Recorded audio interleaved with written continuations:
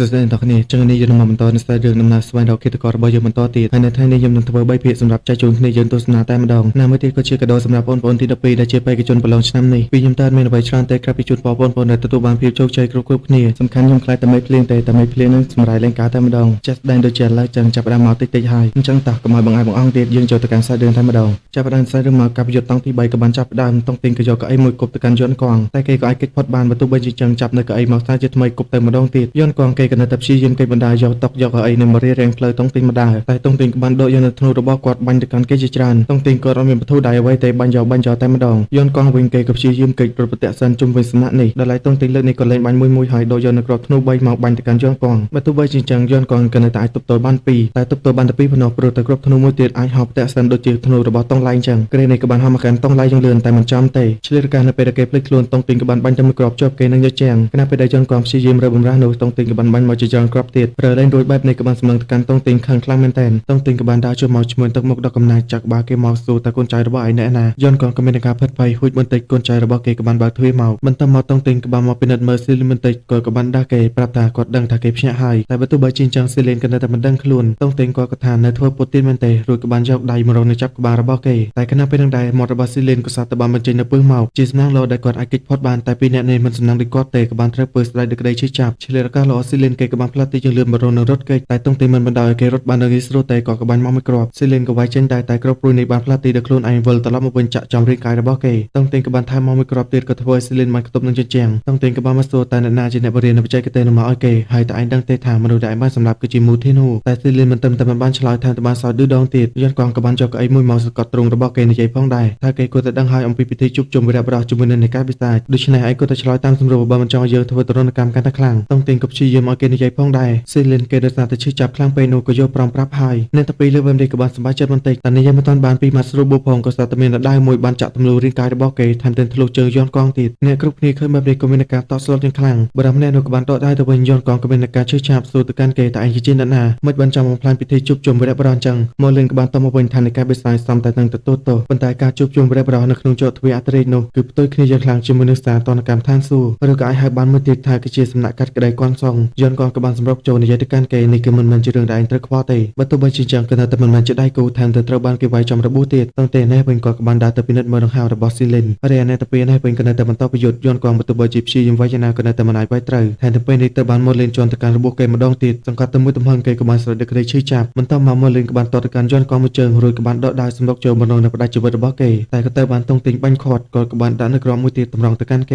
បើទោះបីជាចឹងមកលេងក៏នៅតែដើរចូលមកតែមិនខ្លាចដៀលទៅកាន់តុងទីងថែមទៀតថាជាមនុស្សគ្មានតម្លៃឯងហ៊ានវាយប្រហារខ្ញុំផងនិយាយរួចក៏បានយកដៃចាក់ទៅកាន់រាងកាយរបស់ស៊ីលីនបន្ថែមប្រាប់ទៅកាន់តុងទីងផងដែរថាប្អូនរបស់ឯងត្រូវបានស្លាប់ដោយរបៀបនេះនៅពេលដែលគេបានយកដៃឆ្កៀលទៅកាន់រាងកាយរបស់ស៊ីលីននោះយើងក៏បានឃើញផងដែរថាតុងឡៃក៏បានបើកភ្នែកមកហើយខ្ញុំចង់វល់ហើយស្រាប់តែថប់ពីមុនបបមកថាជាកងម៉ូលីនឥឡូវតុងទីងបានហៅថាកងធានយីងហើយដល់ពេលចឹងយើងក៏មានតែហៅតាមតុងទីងហ្មងទៅក៏សូមអធិស្ឋានទៅកាន់គ្នាយើងផងដែរសម្រាប់កំហុសឆ្គងមួយនេះតែចូលទៅកាន់សាច់រឿងរបស់យើងវិញតុងទីងក៏បានបាញ់ដុំគ្រាប់ម៉ូលីនគេក៏យកដៃទប់ទល់រួចក៏បានកាប់មកមួយដៃតែតុងទីងក៏បានផ្លាត់ទីយលឿនគេចផុតរួចក៏បានដកឃ្លេទៅខាងក្រោយបាញ់ទៅមួយគ្រាប់ពោពេញទៅដោយធម្មពលម៉ូលីនក្រែមភ្ញាក់បានបន្តិចដែរដោយសារតែគ្រាប់ព្រួយនេះក៏ដូចគ្រាប់ព្រួយរបស់តុងឡៃតែគេក៏នៅតែញញឹមទៅភាពជឿជាក់និយាយផងដែរថាឯងក៏ដូចប្អូនប្រុសរបស់ឯងចឹងនៅពេលដែលគ្រាប់ព្រួយបានហោះត្រឡប់មកវិញនោះគេក៏បានយកដៃទប់ទល់ភ្លាមគេក៏មានការភ្ញាក់ផ្អើលព្រោះទៅកាប់គ្រាប់ព្រួយនេះមិនទៅទេតែចុងក្រោយគេក៏នៅតែអាចយកមាត់ខំជាប់បានមិនទៅមកធានយើងក៏បានបញ្ចេញនូវធម្មពលយ៉ាងខ្លាំងរបស់គេមកបរងនៅលេងមែនតែចំពោះតុងទីងតែស្រាប់ពេលនោះក៏បានលើសម្លេងពេជ្រចូលជាមួយនឹងមនុស្សដទៃទៀតក៏បានមករោតតុងទីងដល់បែបនេះគេក៏បានទុកនៅដៅវិញនិយាយទៅកាន់តុងទីងថាមនុស្សដូចជាឯងនេះតោរស់នៅក្នុងភាពអាម៉ាស់ជាសម្រាប់ឯងនិយាយរួចក៏បានដើរចាក់ចេញសោយ៉ាងសប្បាយចិត្តដល់ឡែកយន្តកងនេះវិញក៏បានដើរទៅពិនិត្យមើលដង្ហើមរបស់ស៊ីលីនគេក៏បានបាត់បង់ជីវិតបាត់ទៅហើយមុខមកយ៉ាងខ្លាំងអត្តកោកងម្នាក់នេះគេព្យាយាមសម្លាប់ស៊ីលីនដើម្បីបំបត្តិមាត់តុងទីងក៏បានមកសួរយន្តកងមានដឹងព័ត៌មានផ្សេងទៀតទេព្រោះទៅពេលនេះសមាជិកម្នាក់ក្នុងនៃការវិស័យក៏បានបង្ហាញខ្លួនហើយយន្តកងក៏ប្រាប់មកវិញថាគេមិនទាន់ដឹងពីចំនួនពិតប្រាកដច្បាស់លាស់ទេពេលនេះពួកយើងមានតែបន្តស្នាក់នៅទីក្រុងមួយនេះនឹងសង្កេតមើលនៅការប្រកួតដោយលូយ៉ាងប៉ុណ្ណោះរថយន្តកងក៏បានផ្លាត់ទីឡើងទៅខាងលើពិនិត្យមើលរាងកាយរបស់គ្ន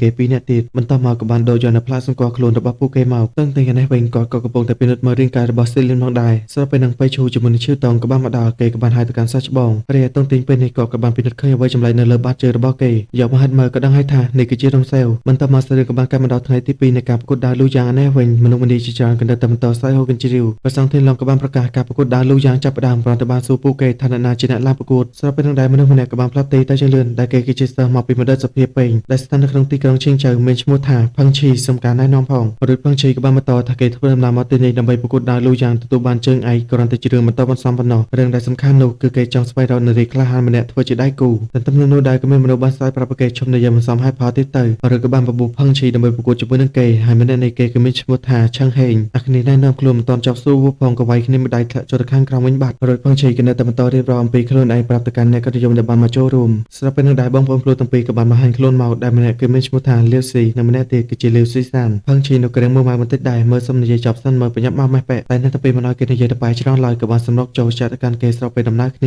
ាផឹងឈីក៏កិច្ចព្យាយាមសង្កេតមើលទៅកាន់ចលនាដើររបស់អ្នកទាំងពីរក្រោយមកបងប្អូនខ្លួនទាំងពីរក៏បានសហការគ្នាកាប់ទៅម្ដងទៀតតែផឹងឈីក៏បានហត់ទៅខាងមុខដូចជាកង្កែបគិតផុតបានយ៉ាងងាយស្រួលនៅម្ខាងទៀតបៃឈូក៏សួរតង់ទិញប្រយុទ្ធពីរមួយក៏បានដែរមែនក៏បានប្រាប់ផងដែរបើភាគីមួយទៀតមិនចំទាស់គឺអាចប្រកួតបានកម្មការការប្រកួតនេះវិញផឹងឈីក៏និយាយទៅកាន់អ្នកទាំងពីរខ្ញុំមិនប្រើដៃទេកុំឲ្យថាខ្ញុំធ្វើបាបពួកលោកបងប្អូនខ្លួនទាំងពីរលើបែបនេះមិនបានតបមួយម៉ាត់ផ្លាត់ទីចូលទៅជាងលឿនបញ្ចេញនូវស្នេហ៍ដើរខ្យល់ផឹងឈីឃើញចឹងក៏តែមិនខ្លាចបំផ្ទុនធម្មពលរបស់គេបន្តិចដៃទាំង4របស់គេវាយទៅកាន់អ្នកទាំងពីរមិនបណ្ដៃឲ្យខ្ទាតចេញគណៈពេលនេះពួកគេក៏បានសហការគ្នាសម្រុកចូលសាជាថ្មីតែក៏ស៊ីមួយដៃកណ្ដាលផ្ទៃមុខដីស្អាតម្នាក់ទៀតក៏រួចខ្លួនដែរដាក់មួយដៃថែមមួយជើងខ្ទាតចេញម្ដងទៀតហើយពីរអ្នកបងប្អូននេះដូចមិនទេស្ដីឲ្យគេថាជាមនុស្សអាក្រក់ហើយរួចក៏បានសម្រុកចូលល្បឿនយឺនលឿនរបស់គេនៅប្រទេសសិនចុះឡើងចាក់មកពីទិសស្របពេលដំណើរគ្នាបើទោះបីជាចឹងក៏នៅតែត្រូវបានផឹងឈីចាប់ពួកគេមកឲ្យបោកជុលក្បាលគ្នាពេញនឹងអ្នកទាំងពីរមិនបោះបង់ប្រទេសសិនចុះឡើងសម្រុកចូលសាជាថ្មីជាលទ្ធផលនោះក៏ត្រូវបានផឹងឈីដាក់មួយអ្នកមួយដៃធ្លាក់ពីលើសង្វៀនប្រកួតគណៈកម្មការក៏បានប្រកាសអំពីជ័យជំនះរបស់ផឹងឈីអ្នកគុណយមក៏បានស្រែកហូរយ៉ាងខ្លាំងហើយដោយសារតែគេបានយកឈ្នះ3ប្រកួតពេលនេះក៏អាចសម្រាប់បានហើយផឹងឈីគេក៏សប្បាយចិត្តក៏បានហត់ចុះទៅខាងក្រោមវិញបៃឈូគេក៏បានសរសើរផងដែរថាផឹងឈីនេះពិតជាមានកម្លាំងខ្លាំងពិតមែនតុងតេងក៏បានប្រាប់ផងដែរប្រកាសណាស់គ្រួសារផឹងគឺជាគ្រួសារដ៏មានអំណាចមួយនៅក្នុងទីក្រុងឈីងចៅហើយសូម្បីតែវីរបុរសដ៏ខ្លាំងជាងគេនៅក្នុងភូមិភាគកណ្ដាលនេះក៏ជាសមាជិកនៅក្នុងគ្រួសារផឹងដែរដែលម្នាក់នោះក៏គឺជាផឹងឈូជូក្រោយមកទៀតគណៈកម្មការក៏បានប្រកាសការប្រកួតជុំទី2ចាប់ផ្ដើមទន្ទឹមនឹងដែរយើងក៏បានឃើញនៅបេក្ខជនម្នាក់បានផ្លាស់ទីមកយឡយឡើងទៅលើសង្វេនប្រកួតណែនាំខ្លួនថាគេក៏មានឈ្មោះថាសៀវសុងវៃរីឯដៃគូប្រកួតប្រជែងរបស់គេក៏បានឡើងទៅលើសង្វេនប្រកួតផងដែរបៃឈូនេះវិញក៏បានសួរតាមម្នាក់នោះគឺជានរណាទៅបៃស៊ូក៏បានប្រាប់ថាសៀវសុងវៃគឺជាសមាជិកគ្រួសារសៀវដែលមកពីឆាងអានរីឯដៃគូប្រកួតប្រជែងរបស់គេវិញគឺជាបៃលីឡាសនាមរបស់គេនោះគឺការបោះហូរឈាម3ដងក្នុងមួយថ្ងៃមនុស្សគ្រប់គ្នាបាននិយាយថាបៃលីគេក៏ត្រូវទៅចាក់ទៅកម្មមនុស្ស3នាក់ក្នុងមួយថ្ងៃដើម្បីបង្ហូរឈាមដើម្បីបញ្ឆេះនូវចេតនាដើររបស់គេ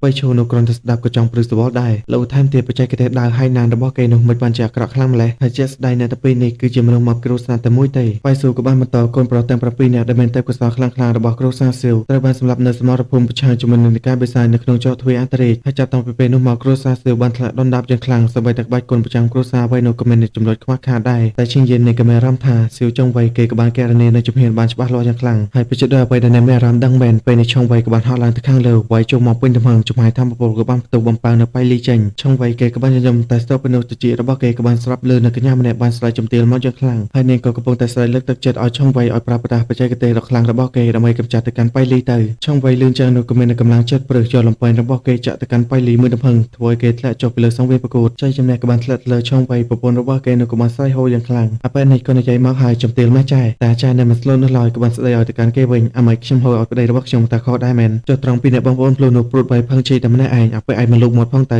លើចាពេលនោះក៏អស់អីវិចារតែម្ដងនៅលើសង្វេនប្រកួតនេះវិញបេក្ខជនលូកាក៏បានឡើងមកជាមួយនឹងញញូនៅលើដៃទាំងគូមិនទុកយូរក៏បានគប់ទៅកាន់ចុងវ័យក៏បានវាយនៅញញូនៃឡើងទៅខាងលើលូកាក៏បានបង្ហាញខ្លួនចាប់នៅញញូរបស់គេត្រឡប់មកវិញតែសាររឿងក៏បានកម្មការតុងទីងនេះវិញសិស្សប្អូនក៏បានសួរមិនបានជាគាត់មិនមើលការប្រកួតទេអញ្ចឹងតុងទីងក៏ប្រាប់មកវិញថាបែកកាន់ញញូនោះគេកំពុងតែប្រាល្បិចគេប្រយុទ្ធជាមួយនឹងញញូតែម្ខាងប៉ុណ្ណោះដូច្នេះក៏មានន័យថានៅក្នុងញញូនោះប្រកាសជាមានអ្វីដែលបានរៀបចំទុកជាមិនខានដល់ដង្ហើមធម្មតិចមនុស្សស្មានទេថាការប្រកួតដើរលូយ៉ាងនេះគឺខំពីការសម័យរបស់គាត់ទាំងស្រុងសិស្សពេលនោះដែរប្រសងមួយអង្គក៏បានបង្ហាញខ្លួនមកនិយាយទៅកាន់អ្នកទាំងពីរថាប្រសងធានឡងចង់ជួបទៅកាន់ពួកគេអ្នកផ្សេងទៀតលឿនចឹងក៏ចាប់អារម្មណ៍ផងដែរកម្មការកាប់គួតនេះវិញលូកាក៏បានបង្វិលខ្លួនគេជាញាប់ពេលនេះចុងវ័យក៏រៀនពីបាននឹងទប់ទល់ក្រុមទៀតក៏យកនៅញញូរបស់គេនោះវាយទៅពេញទំហឹងប្រពន្ធរបស់គេនេះវិញក៏បានស្រែកប្រាប់ចុងវ័យឲ្យប្រើប្រាស់នៅស្នេហ៍លំពេងបកក្រោយចុងវ័យក៏បានធ្វើតាមប្រពន្ធរបស់គេចាក់ទៅកាន់លូកាមួយលំពេងជាលទ្ធផលនោះគេក៏បានខ្ទាតទៅតែធ្លាក់ពីលើសង្វេនប្រកួតបើទោះបីជាចឹងលូកាក៏នៅតែក្រោកមកពេលនេះក៏ថាទៅបានចុចទៅលើកងតាក់មួយទៀតចុងវ័យនេះវិញមិនតាន់ដឹងអ្វីទេក៏នៅតែបន្តទប់ទល់គណៈពេលនឹងដែរក៏សត្វតែមានផ្សែងពោជាច្រើនក៏បានលើកចេញអំពីញញូរបស់លូកាប្រពន្ធចុងវ័យក៏បានស្រែកប្រាប់ទៀតហើយឲ្យគេប្រើប្រាស់ស្នេហ៍លំពេងទី5ដែលនោះគឺជាស្នេហ៍ព្យុះលំពេងក្រវៃនៅលំពេងញញូស្រូបយកនៅជាតិពោទាំងអស់នេះរួចក៏បានគប់ទៅកាន់ម្ចាស់គេវិញលូកាត្រូវផ្សែងពោនេះហើយក៏រៀងធៀងថងចុងវ័យឆ្លៀតឱកាសនេះក៏បានទាត់គេមួយជើងធ្លាក់ទៅលើសង្វេននៃការប្រកួតយកឈ្នះនៅការប្រកួតនេះបានសម្រេចនៅម្ខាងទៀតអ្នកវិញប្រសានធានឡងក៏និយាយទៅកាន់តុងទីងថាគាត់ទៅទទួលបានដំណឹងពីគេថាមាននគរបិសាចបានចូលមកដល់ក្នុងការប្រកួតដើរលូយ៉ាងនេះតុងទីងក៏បានប្រាប់ផងដែរថាម្នាក់នោះគឺជាកងស៊ីលីនប្រតិចាទាំងអស់ក៏មានការផ្សាយផ្អាយយ៉ាងខ្លាំងមិនឈីងលៀនក៏បានសួរអ្នកទាំងពីរតែមានផតតាំងដែរ ទេព្រោះតែនេះគឺតកតងជាមួយនឹងកេរ្តិ៍ឈ្មោះនៃកាយរបស់នាងព្រះសង្ឃធានឡងក៏បានប្រាប់នាងទៅពីផងដែរថានាងគឺជាម្ចាស់នៃកាយដៃគន់សងដែលទៅនឹងតែតាមថ្មីតុងទៀងក៏បានប្រាប់ទៅកាន់នាងវិញថាយន់កងអាចបញ្ជាក់នៅរឿងនេះបានព្រះព្រះសង្ឃធានឡងក៏បានអរគុណអ្នកទៅពីដែលបានប្រាប់ព័ត៌មាននេះមកឲ្យគាត់ប្រាប់ផងដែរថាកន្លែងនេះគឺជាកន្លែងដ៏ល្អសម្រាប់មើលនៅការប្រកួតឲ្យអ្នកទៅពីនៅទីនេះហើយតែតុងទៀងក៏បានបដិសេធថាគាត់ក៏មានរឿងដែលត្រូវធ្វើទៀតអ្នកទៅពីចេញទៅផុតព្រះសង្ឃធានឡងក៏បានរំលឹកផងដែរពីបច្ចេកទេសដែលសូងស្រីលៀនបានប្រើគេក៏បានលាយបញ្ចូលជាមួយនឹងសិល្បៈដែររបស់ពពួកវិសាចដែលនៅគឺជាស្និតដែរខុនលុនព្រះចារូបការគាត់កថាបន្ទាប់ពី20ឆ្នាំនេះនិកាយវិសាចក៏បានលេចចេញមកដល់ភូមិពាកណ្ដាលនេះម្ដងទៀតហើយពួកយើងទាំងអស់គ្នាមិនអាចពង្រឹងកន្តើយជាមួយនឹងបញ្ហាមួយនេះបានទេព្រះសង្ឃធានឡងក៏បានប្រាប់អ្នកគ្រប់គ្នាថាពេលនេះសមាជិកក្នុងនិកាយវិសាចក៏បានមកដល់ទីនេះហើយរួចក៏ឲ្យព្រះចាទាំងអស់បញ្ជានៅកូនសិស្សសើមនៅទីតាំងសមាជិកវិសាចដែលមកដល់ក្នុងការប្រកួតដែរលូយ៉ាងនេះព្រះចាឈិនខុនវិញក៏បានរំលឹកទៅដល់សមាជិកម្នាក់ដែលមកពីច្រកទ្វារអន្តរជាតិដែលម្នាក់នោះគឺជាយន់កងគេបានបញ្ជាក់នៅរឿងគ្រប់យ៉ាងរបស់ស៊ីលេនរួចទៅហើយពុទ្ធយាយមួយរងក៏បានបន្តកញ្ញាម៉ៃឈីងលៀនកូនសិស្សរបស់នាងបានខົບខិតជាមួយនឹងពពួកបិសាចនេះមិនមែនជារឿងតូចតាចទេឈីងលៀនក៏បានប្រាប់ទៅកាន់ពួកគាត់វិញថានាងទៅឡើងធ្វើជាម្ចាស់នៃកាយថ្មីថ្មោងដូច្នេះហើយទើបមានបញ្ហាកើតឡើងបែបនេះហើយនាងក៏ពិតជាសូមអភ័យទោសទៅកាន់ពួកគាត់យ៉ាងខ្លាំងនៅពេលដែលខ្ញុំត្រឡប់ទៅកាន់នៃកាយវិញខ្ញុំនឹងសូមអង្កេតរឿងនេះឲ្យបានហ្មត់ចត់ចំពោះសិស្សទាំងអស់ប្រសិនបើមានរឿងអ្វីកើតឡើងនោះខ្ញុំក៏សង្ឃឹមផងដែរថាអ្នកទាំងគ្នានឹងជួយមកកាន់ខ្ញុំពុទ្ធចាទាំងអស់លើបែបនេះក៏បានសម្លឹងមើលមុខគ្នាចុះឡើងព្រះសង្ឃធានឡងក៏បានប្រាប់ដែរថាប្រកាសណាស់ស្របពេលនឹងដែរនៅលើសង្វេននៃការប្រកួតនេះវិញក៏មានបេក្ខជនម្នាក់ទៀតបានមកដល់ក្រវីនៅដំបងរបស់គេឆាច់ណែនាំខ្លួនថាគេមានឈ្មោះថាលៃឆិនចៅអ្នកក៏និយមជាច្រើនឃើញបែបនេះក៏បានស្រែកហូរយ៉ាងខ្លាំងការប្រកួតក៏បានចាប់ផ្ដើមចុងវៃក៏ព្យាយាមចាក់យ៉ាងខ្លាំងតែឆិនចៅគឺរួចក៏បានហោះឡើងទៅខាងលើរួចក៏យកដំបងរបស់គេវាយទៅកាន់ចុងវៃពេញទំហឹងចុងវៃក៏ព្យាយាមទប់ទល់បង្វិលខ្លួនមកទៅវាយឆិនចៅឲ្យខ្ទៀតក្រោយមកទៀតក៏បានចាក់ទៅកាន់គេមួយលំពេងតែបើទោះបីជាអញ្ចឹងឆិនចៅក៏នៅតែអាចទប់ទល់បានហើយនៅពេលនេះក៏អាចវាយបោកមកកាន់គេវិញទៀតចុងវៃក៏បានហោះឡើងទៅខាងលើចុងវៃបោកពីខាងក្រោយបើទោះបីជាអញ្ចឹងឆិនចៅក៏នៅតែអាចទប់ទល់ជាប់តែស្ទើរតែធ្លាក់ពីលើសង្វេនប្រកួតបាត់ទៅហើយ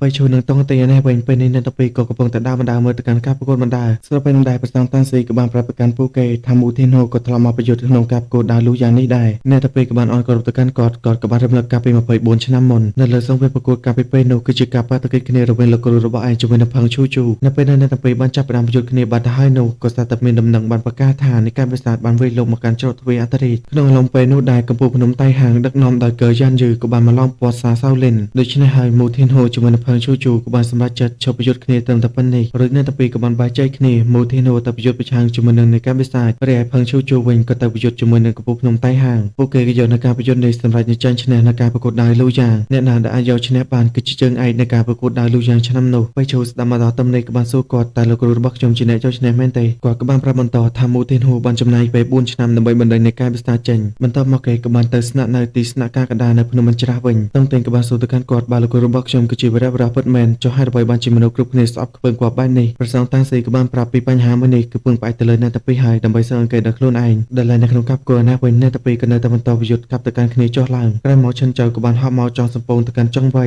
ស្របពេលនោះចុងវៃក៏បានចាក់មកផងដែរឈិនចៅឃើញចៅក៏ព្យាយាមគេតែក៏នៅតែរឹងរបួសថែមទាំងវាយខុសទៀតបើទោះបីជាអញ្ចឹងក៏នៅតែសម្រុកចូលវាយទៅកាន់ចុងវៃមួយដំបងចុងវៃក៏បានតបតប្រពន្ធរបស់គេនោះក៏បានស្អែកមកទៀតហើយឲ្យប្រើប្រាស់ស្នេហ៍លំពេងចាក់ទម្លូរបស់គ្រូសាសៀវទទួលបានដំបូងមានពីប្រពន្ធរួចក៏បានសម្រុកចូលធ្វើការប្រយុទ្ធសាជាថ្មីតែក៏នៅតែស្បៃក្រុមដំបងរបស់ឈិនចៅដដែលបើទោះបីជាដូច្នេះកាត់ចង្កេះបន្តិចចាក់ទៅបន្តក្រោយមកទៀតគេក៏បានហោះឡើងទៅខាងលើចាប់ផ្ដើមប្រើប្រាស់នូវស្នេហ៍លំពេងរលកនេះគ្រីករលកដ៏ធំក៏បានបាក់មកឈិនចៅគេក៏មានការផ្សាប់ផ្អើលទោះជាយ៉ាងណាក្តីក៏នៅតែព្យាយាមទប់ទល់ជាលទ្ធផលក៏នៅតែមិនមែនជាដៃគូចុងវៃក៏បានស្ទុំមកយលឿនចាក់ទម្លុះខ្លួនរបស់គេតែចុងវៃមិនមែនជាមនុស្សដែលចិត្តបែបនេះឡើយគេមិនបានចាក់ត្រូវទេដែលបែបនេះឈិនចៅក៏ទទួលស្គាល់ថាគេបានចាញ់ហើយកំជុលក៏បានបាញ់ឡើងចុងវៃក៏បានអន់គ្រប់ទៅកាន់ឈិនចៅដូចគ្នារួចក៏បានសម្លឹងទៅកាន់ប្រពន្ធរបស់គេសប្បាយចិត្តយ៉ាងខ្លាំងតុងទីនេះវិញគាត់ក៏បានសរសើរទៅកាន់ចុងវៃផងដែរថាពិតជាអស្ចារ្យណាស់ព្រះសង្ឃតាន់ស៊ីក៏និយាយផងដែរថាចុងវៃគឺជាមនុស្សតែម្នាក់ដែលអាចឲ្យគ្រួសារសៀវរស់ឡើងមកវិញដែលសង្ឃឹមរបស់គ្រួសារសៀវនិងខ្សែខាទាំង700ទៀតគឺពឹងផ្អែកទៅលើគេហើយទោះឈ្នះឬក៏ចាញ់គេក៏នៅតែខ្លាចទៅជាវីរបុរសនៅក្នុងដួងចិត្តមនុស្សនៅទីនេះដូចគ្នាតុងទីក៏បានរំលឹកទៅដល់ពាក្យឈ្នះឬក៏ចាញ់នេះគាត់ក៏បាននឹកទៅដល់លោកគ្រូរបស់គាត់ទៀតហើយកម្មការបច្ចុប្បន្នវិញប្រជារូបការក៏បានមកប្រកាសថាការប្រកួតដើរលូយ៉ាងនៅថ្ងៃនេះត្រូវបានបញ្ចប់ហើយរីឯថ្ងៃស្អែកវិញធានយិងក៏បានកាត់ថាថ្ងៃស្អែកគេនឹងយកឈ្នះជើងឯកទាំងអស់និងខ្លាចទៅជាជើងឯកលេខ1មនុស្សគ្រប់គ្នាលើបែបនេះក៏មានការចាប់អារម្មណ៍ទៅកាន់គេយ៉ាងខ្លាំងប្រជារូបការក៏បានប្រតិកម្មគេវិញថាការប្រកួតតង់ទី3នឹងរៀបចំនៅ3ថ្ងៃក្រោយតែធានយិងនេះមិនខ្វល់ពីក្បាលណាគេឡើយថែមទាំងបានឌឺដងទៅកាន់ប្រជារូបការទៀតក៏រាំងមុំមកបន្តិចដែរឬគេក៏និយាយផងដែរថាគេចង់ប្រើប្រាស់ស្នេហ៍ដើរទៅលេបកាយរបស់វិមានដើរយឺននៅប្រកួតជាមួយនឹងជើងឯកអ្នកក្រុមយមគ្រប់គ្នាលឿនជាងក៏ព្យាបាលបន្ថែមទៀតហើយពួកគេក៏ស្គាល់នេះគឺជាដើររបស់ឈិងយៀនហើយចុះស្នេហ៍ដើរទៅលេបកាយគឺជាកម្មសិទ្ធិរបស់វិមានដើរយឺននៅតាំងពីពេលណាក៏ដឹងហើយថាគេក៏ចង់លួចយកនៅស្នេហ៍ដើររបស់វិមានដើរធានសានឈិងយៀននោះក៏ចង់ចូលទៅតែក៏ត្រូវបានលីងហួចជាជាមួយនឹងចានសានចុងខាត់បាយស៊ូនោះក៏មកចង់ចូលដែរតែក៏ត្រូវបានកូនស្ដាំនិនទេប្រាប់ថាកុំឲ្យគេស្ដាប់នៅពាក្យញុះញង់របស់នេះអីប្រជារូបការនេះក៏បាន បានប្រាប់គេថាថ្ងៃស្អែកចាំនិយាយគ្នាទៀតធានយើងសល់បន្តិចក៏បានស្វែងប្រកាសប្រាប់អ្នកគ្រប់គ្នាថាខ្ញុំកងធានយើងនឹងរកចាំពួកគេនៅលើសង្វៀនមួយនេះហើយគេនិយាយនេះគឺសំដៅទៅកាន់ឈិងយានជាពិសេសនៅម្ខាងទៀតបរាក៏បានបញ្ជាឲ្យកូនចៅទៅប្រាប់កូនសើនៅក្នុងនិកាយទាំងអស់ឲ្យឆ្ពោះទៅកាន់ពំនៅសមុទ្រទាំង4គណៈពេលនឹងយើងក៏បានឃើញផងដែរថាកូនសើនៅក្នុងនិកាយរបស់គេនៅក៏មានច្រើនខ្លាំងមែនទែនបានបន្លំខ្លួនចូលក្នុងការប្រកួតដៅមួយនេះស្របពេលដែលយើងមិនទាន់ដឹងថាសាច់រឿងមិនទាន់នៅទៅជាយ៉ាងណាផងសាច់រឿងមួយភាគនេះក៏បានមកដល់ទីបញ្ចប់អញ្ចឹងពេញចិត្តនៅវីដេអូនេះកុំភ្លេចជួយ like subscribe អ្នកមួយផងវីដេអូនេះក៏មានតែប៉ុណ្្នឹងទេយើងចាំជួបគ្នានៅវីដេអូក្រោយបាយបាយ